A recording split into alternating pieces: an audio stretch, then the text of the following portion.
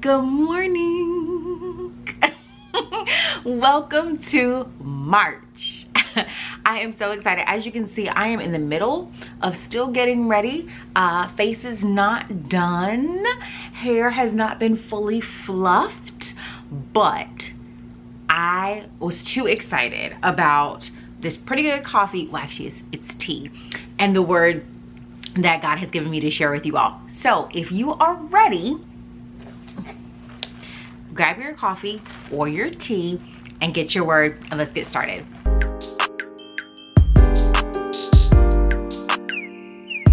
Okay, so again, welcome to March. I am so excited. I'm actually going to move you in a little bit. Okay, perfect. So I'm super excited. We are headed into another month. February was absolutely incredible. It is the start of my year. And this year it started off with a bang, and I'm so excited about that.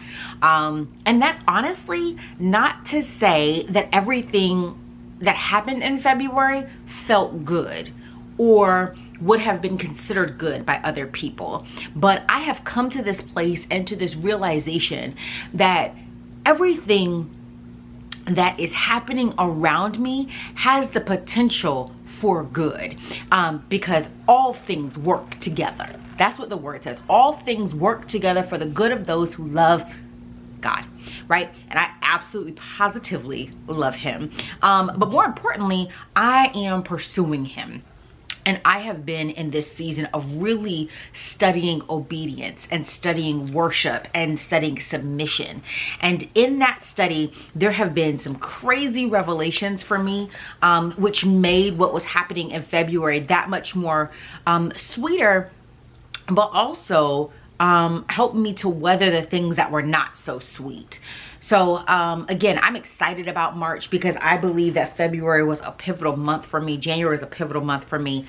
There are some things that I have committed myself to, my people have committed themselves to, and we're walking them out. And it's not necessarily easy, but it's right. It's not necessarily easy, but it's right.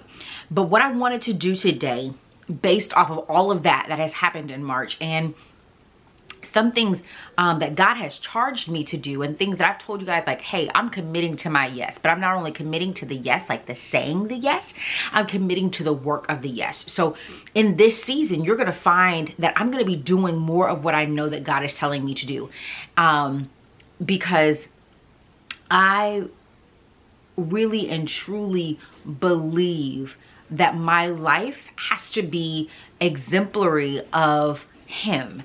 And so not just saying I love him, not just saying he's good, like all of those things, but actually doing the things that show him and help him to be glorified in the earth, right? And a part of that is also to walk worthy of that calling, to walk worthy of the purpose that I believe that he has given. So with all of that being said, and before I jump into it, because I almost just jumped right into it, I am, let me turn it so you guys can see. I'm drinking tea today. I'm actually drinking matcha, an iced matcha latte, and I do 2 pumps of vanilla and light ice. It's a very simple drink. It's really good. It's really refreshing. I did not want coffee today for some reason. Probably just because I'll get coffee later, if I'm honest. Like, I just don't need it right now, but I had a taste for matcha, so that's what I did. So again, that is the matcha iced latte with 2 pumps of vanilla. It's really good if you're wanting something relaxing. Now that we've covered the pretty good tea, let's do the pretty good word, okay? So let's do Ephesians 4 verses 1 and 4. It says, "Therefore I, the prisoner in the Lord, urge you to walk worthy of the calling you have received, with all humility and gentleness, with patience, bearing with one another in love." Let's jump to 4. "There is one body and one spirit, just as you were called to one hope at your calling, one Lord, one faith, one baptism, one God and Father of all, who is above all, through all, and in all. So that's Ephesians 4 verses 1 and 4. So my battery is actually about to die, so I'm gonna pause for a second, charge my battery, get my face together, and I'll be right back. Okay, I'm back. And as you can see, face is done, jewelry is on, glasses are changed, and I still got my tea.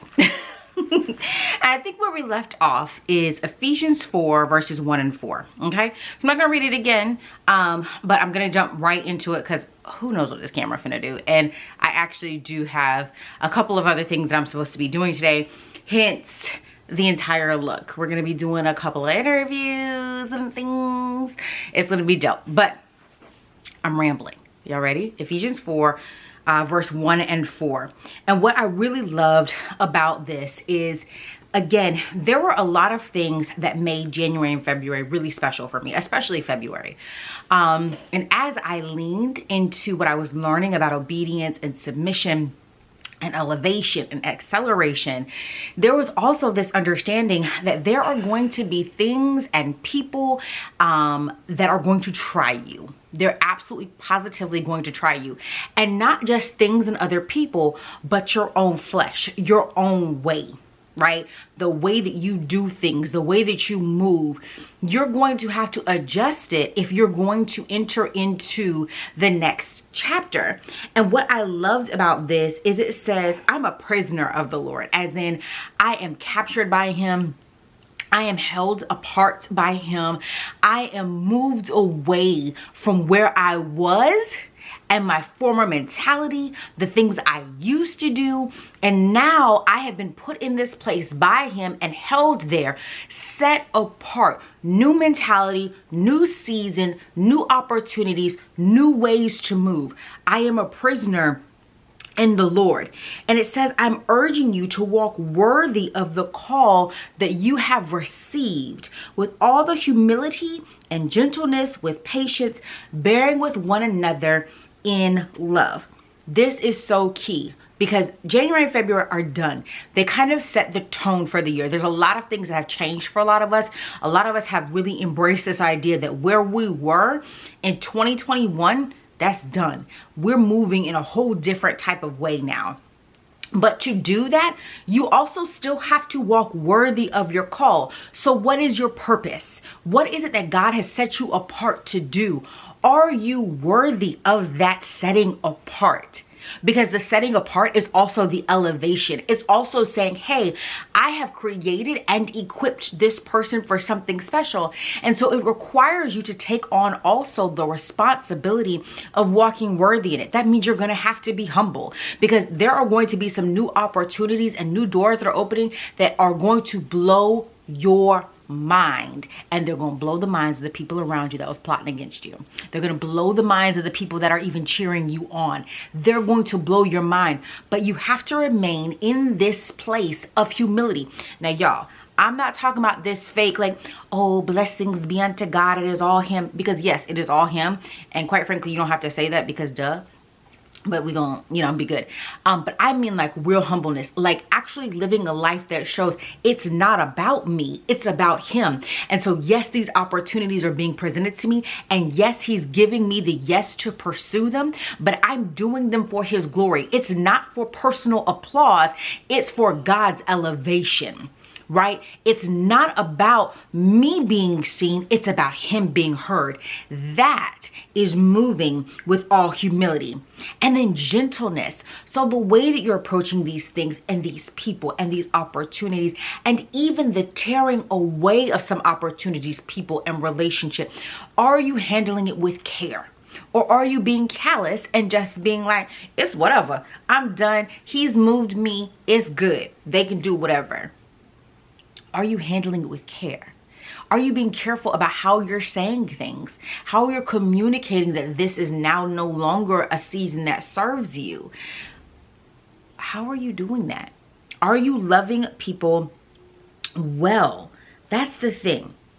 And are you doing it with patience?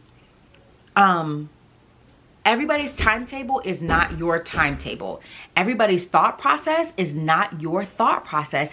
And you have to allow people to go through their own journey and these opportunities to come to fruition on God's time, their own time, not just yours. You're going to have to be patient with the wait. Are you maturing during the wait? Are you doing the last thing that God told you to do while you're waiting for these things to come together? Hold on, I see somebody. Hi. Sorry. It's okay. I accept your apology. But let me finish, okay? You want to say hi? Hi in the background. Hi in the background. The shadow. Close the door behind you, okay? Okay. So are you having patience? Are you doing it, giving people grace to process, to learn, to navigate? Because everybody is not going to be in the same place as you. That's just how it is. They're not going to be there because remember, you weren't always there. And as God has kind of brought you into this new awareness and new understanding of what he set aside for you within your calling, they're having to get to that place too. Those opportunities are having to get to that place too. So have patience and then bear with one another in love. Be loving, be kind, right? Everybody's not for you, but everybody's also not against you. Love people. It doesn't matter if you're going to be in relationship with them. It doesn't matter if they're going to keep their word. It doesn't matter if they are going to help promote you. It doesn't matter if they're going to support you.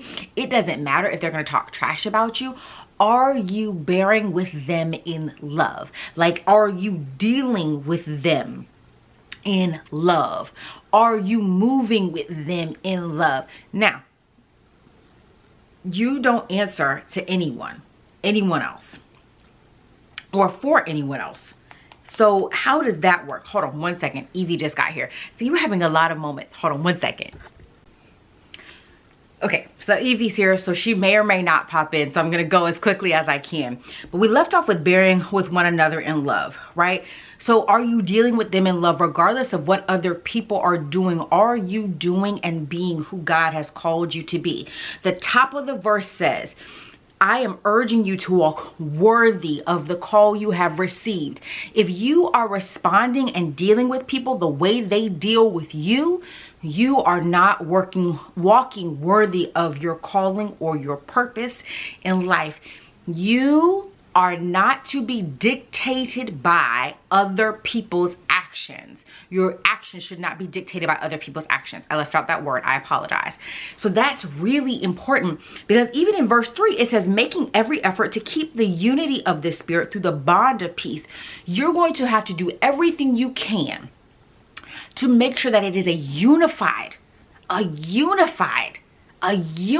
pursuit and elevation of God's word in the earth through what you're doing. It says you're making every effort, not them, you, right?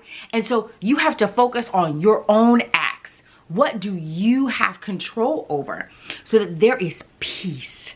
There is peace. Now, that doesn't mean letting people walk all over you. That doesn't mean allowing people to try you in your face. That doesn't mean allowing people to mix you up in mess. And that doesn't mean saying that you're going to take a back seat to other people stepping out in front of you if God did not say that, okay? That's not what that means. Because there are ways that you can deal with people being nasty and ugly without getting on their level.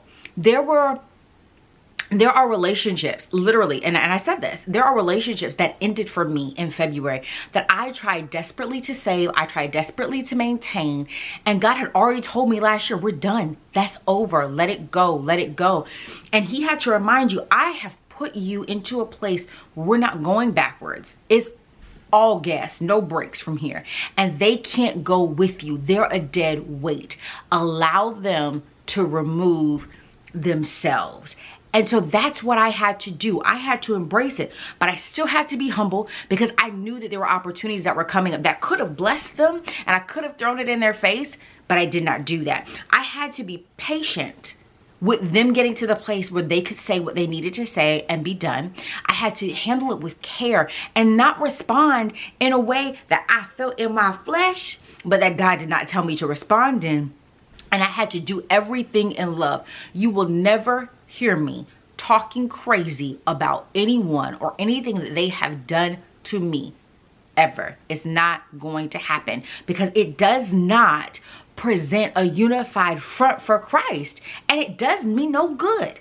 It doesn't matter, because at the end of the day, y'all, if God is taking you into this next space and things have fallen apart in the old space, what does it matter? You're not there anyway. Walk worthy of your calling. And walking means you're moving, you're leaving a space and going into the next. So worrying about those things that are behind you is a waste of your time and your effort. It is a waste of your time and your effort. I hear somebody. Hold on, let me see. Hi. Hey, Moo. Come here. You say hi? No, don't bounce the ball. No. Look, baby, look. Look who's here. Sterling, can you close the door, please? You say hi? You say hi? You say hi? Who's that? Is that the baby? I guess she said, no, I'm not going to be saying hi. So, we gotten through verse 1, 2, and 3. I didn't intend to read 3, but that was a part of it. So we did verse 1, 2, 3. And the last one is verse 4, which is, there is one body and one spirit, just as you were called to one hope at your calling, one Lord, one faith, one baptism, one God, and one Father of all, who is above all and through all and in all. And you know what that verse means? You have one mission and one focus as a believer and as a part of God's family. And that is to promote God, to glorify God, and to be an example of his love in the earth. That's it. Anything else doesn't matter. Anything else does not matter. My baby loves matcha, by the way. There is one body, one spirit, one hope, one Lord, one faith, one baptism, one God and Father of all, who is above all and through all and in all. There is one. So if you are thinking that your calling is different and that it makes you better or it sets you apart from the other believers, we all have the same calling. Now, it manifests differently, and that is very true. My calling is very different from other people's, right? But I had to get to that place. Okay, what does that look like for me? But at the end of the day, the focus is the same. And that is God. That is God. That is having a relationship with God. That is exhorting him. That is bringing him glory in the earth. Is your hands wet? Are your hands wet, Mama? I don't have a napkin in here. She likes to wipe her hands off, y'all. Like, all of those things are important. And so no, you can't hold that, Mommy. So once you focus on that, then you will be able to realize how to actually be effective in your calling. So not only will you walk in it worthily, but you'll be effective in it once you realize that your focus is just him. That's important. That's important. So she's already antsy. She just got here. Here, you want to move this? Go ahead. Y'all, I miss my baby. She's been gone all day. She's been with her fairy all day. You going? Okay. How did your diaper get twisted? Oh my goodness.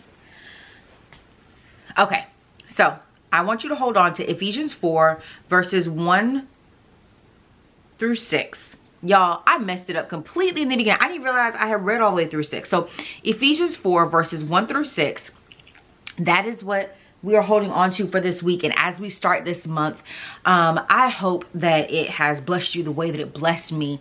There are so many things that are changing a lot of things are changing, but there is one constant, and that is God. He is never changing. He is consistent. He is consistent, and so does our focus need to be the same. We need to be consistently seeking after him. We need to be consistently exhorting him, right? Like, listen, your life should be an example of your worship to him. That needs to be consistent too. You need to be consistent about maintaining your relationship with him. There's so many things that I am so thankful for. But the biggest thing is relationship. The biggest thing is being able to be completely unashamed of my pursuit of him. So that's it. That's what I got. If you have not gotten your tickets to the Hey Pretty Day date, get them. Y'all, I'm not sure that they will last another 2 weeks, 3 weeks. The closing date is April 30th if they don't sell out first. But I'm telling y'all, I think they're going to sell out. There is a very small amount of tickets for the Hey Pretty Day date because I want it to be very intimate, very intimate, and that is something that we are striving for. We have some really special things planned that are going to address your mental, your spiritual, your physical, your emotional health. We are going to cover all of those things because it's a part of your temple, your spiritual temple and your physical temple. And so I want to make sure that you're there. So grab your tickets at petrapendar.com/events and get ready to meet me in Ocala. It's going to be everything. It's going to be everything. Yeah, baby. Yeah, you see them? So get ready to meet me in Ocala on May 21st. Ow! And we're gonna do all the things with Anna, Dranae, and Lindria. I can't wait. So again, go to petrapendar.com/events, grab your tickets to the Hey Pretty Day date, and then make sure that you finish your cup of pretty good coffee or pretty good tea and you read up on Ephesians 4 verses 1 through 6. Okay, that's all I got. Have a great day, pretty. Bye. You say bye?